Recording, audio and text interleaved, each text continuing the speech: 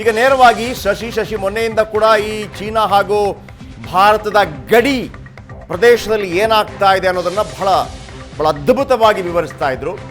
ಈಗ ನಾವು ಕೆಲವು ಮಾಹಿತಿಗಳನ್ನು ನಿಮ್ಗೆ ಕೊಡ್ತಾ ಹೋದ್ವಿ. ಉಪಗ್ರಹದ ಕೆಲವು ಚಿತ್ರಗಳು, ಅಂದರೆ ಆ ಚಿತ್ರಗಳು ಯಾವ ರೀತಿ ಅದರ ಚೀನಾದ ಕುತಂತ್ರವನ್ನು ಬಯಲು ಮಾಡ್ತಾ ಇದೆ, ಆ ಫೋಟೋಗಳು ಹೇಗಿದೆ ಅದನ್ನು ನನ್ನ ಕಲೀಗ್ ಶಶಿ ನಿಮಗೆ ವಿವರಿಸ್ತಾ ಹೋಗ್ತಾರೆ. Yes Shashi, over to you.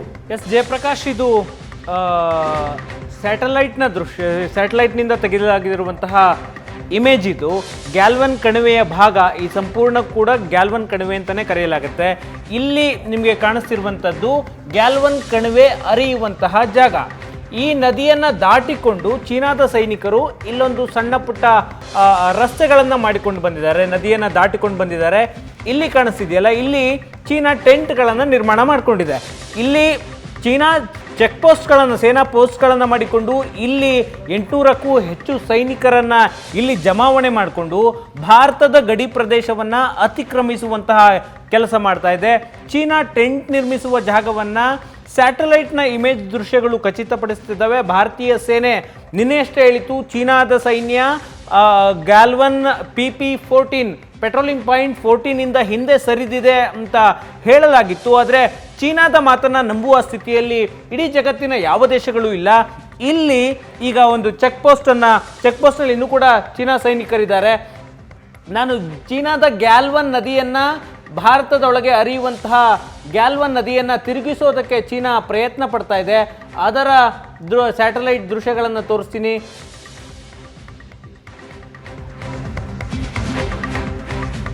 S, ಇದು ಗ್ಯಾಲ್ವನ್ ನದಿ ಹರಿಯುವಂತಹ ಜಾಗ, ನದಿಯ ನೀರು ಹರಿದುಕೊಂಡು ಹೋಗ್ತಾ ಇರುವಂತಹ ಜಾಗ.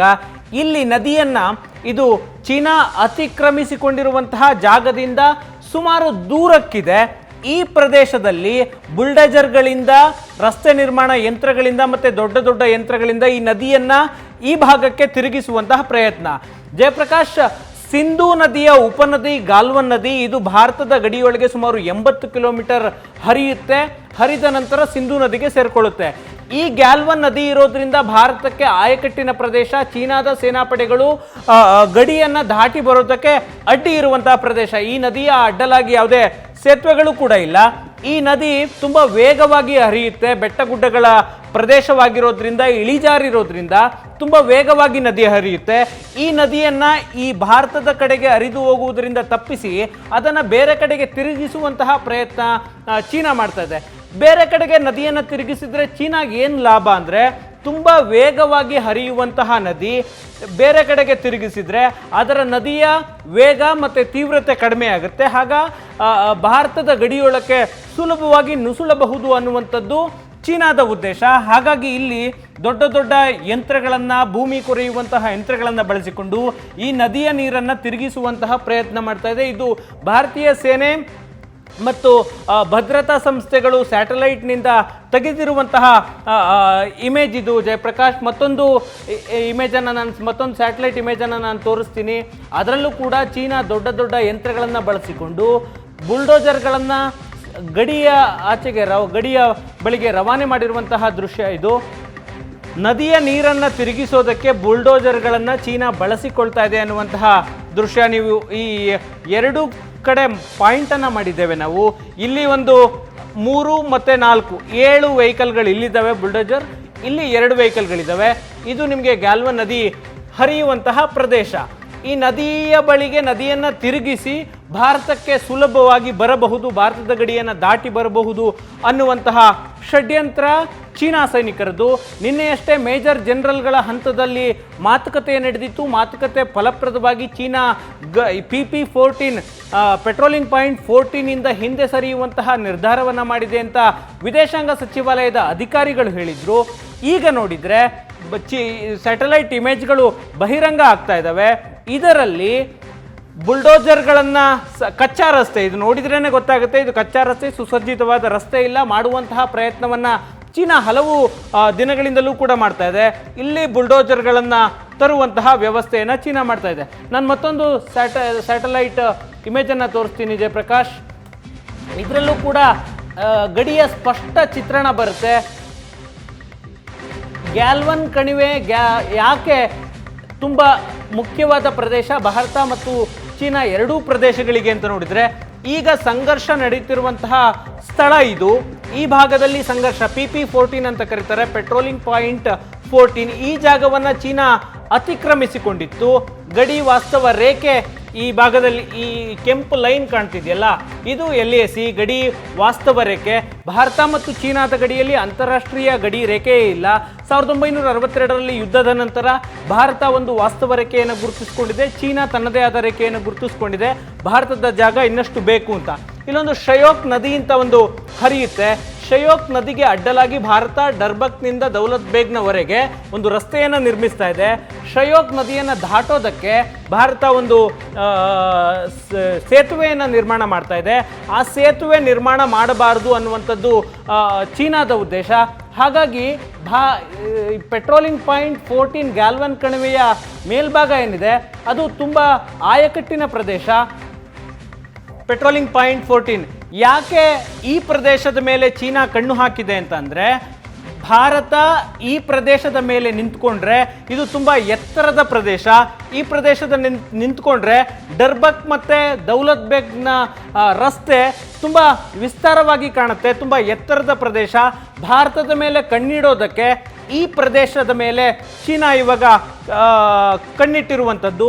ಈ ಪ್ರದೇಶವನ್ನು ಚೀನಾ ಆಕ್ರಮಿಸಿಕೊಂಡ್ರೆ ಭಾರತದ ಮೇಲೆ ಹದ್ದಿನ ಕಣ್ಣಿಟ್ಟು ಭಾರತದ ಒಳಗಡೆ ನಡೀತಿರುವಂತಹ ಮಿಲಿಟರಿ ಚಟುವಟಿಕೆಗಳನ್ನು ಗಮನದಲ್ಲಿಡೋದಕ್ಕೆ ಸಾಧ್ಯ ಆಗುತ್ತೆ.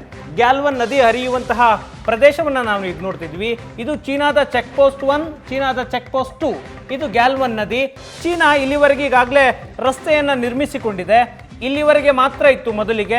ಈಗ ಚೀನಾ ಚೆಕ್ ಪೋಸ್ಟ್ನಿಂದ ಇಷ್ಟು ದೂರ ರಸ್ತೆ ಮಾಡಿಕೊಂಡಿದೆ. ಇಲ್ಲಿಂದ PP14 ಪೆಟ್ರೋಲಿಂಗ್ ಪಾಯಿಂಟ್ 14 ಸೋಮವಾರ ರಾತ್ರಿ ಸಂಘರ್ಷ ನಡೆದಂತಹ ಸ್ಥಳ. ಇಲ್ಲಿಯವರೆಗೆ ಈಗಾಗಲೇ ಚೀನಾ ಬಂದಿದೆ. ಇಲ್ಲಿಂದ ಇಲ್ಲಿಗೆ ಕಚ್ಚಾ ರಸ್ತೆ ಇರೋದು. ನಾನು ಈ ಮೊದಲು ತೋರಿಸಿದಂತಹ ದೃಶ್ಯಗಳಿತ್ತಲ್ಲ, ಬುಲ್ಡೋಜರ್ಗಳು, ಅವೆಲ್ಲವೂ ಕೂಡ ಈ ರಸ್ತೆಯಲ್ಲಿ ನಿಂತಿದೆ. ಇಲ್ಲಿ ಬರುವಂತಹ ಗ್ಯಾಲ್ವನ್ ನದಿ, ಈ ಪೆಟ್ರೋಲಿಂಗ್ ಪಾಯಿಂಟ್ನ ಪಕ್ಕದಲ್ಲೇ ಗ್ಯಾಲ್ವನ್ ನದಿ ಈ ಭಾಗದಿಂದ ಹರಿದುಕೊಂಡು ಇಲ್ಲಿ ಬರುತ್ತೆ. ಇದಾದ ನಂತರ ಭಾರತದ ಒಳಗೆ ಸುಮಾರು 80 ಕಿಲೋಮೀಟರ್ ಹರಿಯುತ್ತೆ ಸಿಂಧೂ ನದಿಯನ್ನು ಸೇರುವುದಕ್ಕೆ ಮೊದಲು. ಈ ಭಾಗದಲ್ಲಿ ಈಗ ಚೀನಾದ ಸೈನಿಕರು ಮತ್ತು ಭಾರತದ ಸೈನಿಕರ ನಡುವೆ ಸಂಘರ್ಷ ನಡೆದಿತ್ತು. ಈಗ ಈ ನದಿಯ ತಿರುವನ್ನ ಈ ಭಾಗದಿಂದ ಇಲ್ಲಿ ಒಂದು ಸ್ವಲ್ಪ ದೂರದಲ್ಲಿ ಗಡಿಯಿಂದ 1 ಕಿಲೋಮೀಟರ್ ಆಚೆಗೆ ಈ ನದಿಯ ತೀವ್ರತೆಯನ್ನು, ಹರಿಯುವ ವೇಗವನ್ನು ಕಡಿಮೆ ಮಾಡೋದಕ್ಕೆ ಈ ನದಿಯನ್ನು ತಿರುಗಿಸುವಂತಹ ಪ್ರಯತ್ನವನ್ನು ಚೀನಾ ಮಾಡ್ತಾ ಇದೆ. ಈ ನದಿ ಭಾರತದ ಒಳಗೆ ಹರಿದುಕೊಂಡು ಬರುತ್ತೆ, ಆಮೇಲೆ ಸಿಂಧೂ ನದಿ ಸೇರಿ ಆದ ನಂತರ ಪಾಕಿಸ್ತಾನಕ್ಕೆ ಹರಿದುಕೊಂಡು ಹೋಗ್ತಿದೆ. ಭಾರತ ಇಲ್ಲಿ ರಸ್ತೆಯನ್ನು ನಿರ್ಮಿಸ್ತಾ ಇದೆ.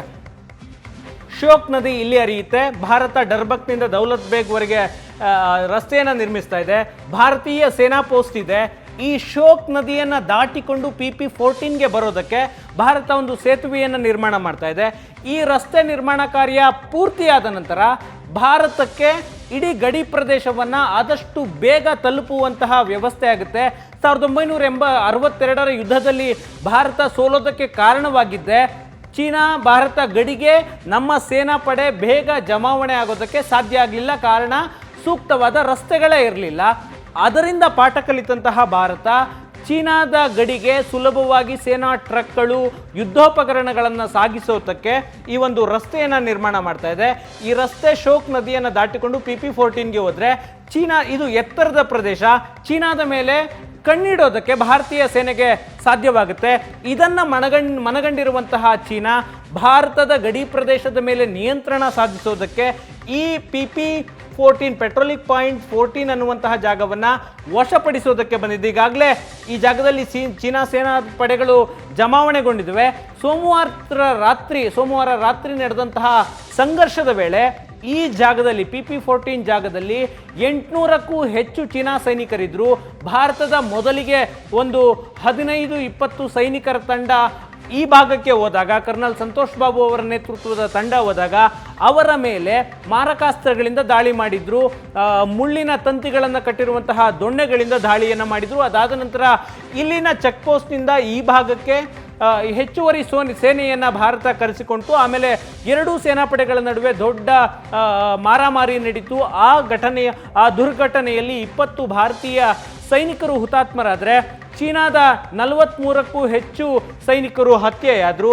ಈ ಪಾಯಿಂಟ್ ಆದ್ಮೇಲೆ ಕೂಡ ಮೇಜರ್ ಜನರಲ್ ಹಂತದ ಮಾತುಕತೆಗಳು ನಿರಂತರವಾಗಿ ನಡೀತಾ ಇದೆ. ನಿನ್ನೆ ಸಂಜೆಯವರೆಗೂ ಕೂಡ ನಡೆದು ಮಾತುಕತೆ ಫಲಪ್ರದವಾಗಿ ಚೀನಾ ಮತ್ತು ಭಾರತ ಎರಡೂ ಕೂಡ ಒಪ್ಪಿಕೊಂಡು ಎರಡೂ ಸೇನೆಗಳು ಕೂಡ ಹಿಂದೆ ಸರಿಯುವಂತಹ ನಿರ್ಧಾರಕ್ಕೆ ನಿನ್ನೆ ಸಂಜೆ ಬಂದರು. ವಿದೇಶಾಂಗ ಸಚಿವಾಲಯದ ಪತ್ರಿಕಾಗೋಷ್ಠಿಯಲ್ಲೂ ಕೂಡ ಇದನ್ನೇ ಹೇಳಲಾಯಿತು. ಆದರೆ ಈಗ ಸ್ಯಾಟಲೈಟ್ನಿಂದ ಬರ್ತಾ ಇರುವಂತಹ ದೃಶ್ಯಗಳನ್ನು ಭಾರತೀಯ ಸೇನೆ ಬಿಡುಗಡೆ ಮಾಡಿದೆ.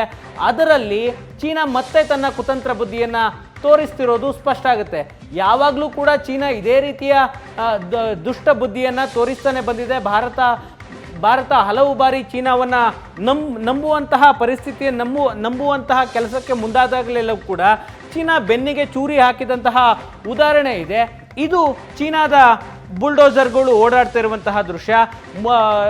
ಭಾರತೀಯ ಸೇನೆಯ ಮೂಲಗಳ ಪ್ರಕಾರ ಇದು ನಿನ್ನೆ ಭಾರತೀಯ ಸೇನೆಗೆ ದೊರಕಿರುವಂತಹ ದೃಶ್ಯಗಳು. ನದಿಯನ್ನು ತಿರುಗಿಸಿ ಅದರ ಆಧಾರದ ಮೇಲೆ ನದಿಯ ತೀವ್ರತೆಯನ್ನು ಕಡಿಮೆ ಮಾಡಿಕೊಂಡು ಸುಲಭವಾಗಿ ಭಾರತದ ಗಡಿಯನ್ನು ಒಳನುಸುಳೋದಕ್ಕೆ ಚೀನಾ ಈ ಕುತಂತ್ರವನ್ನು ಮಾಡಿದೆ. ಜಯಪ್ರಕಾಶ್.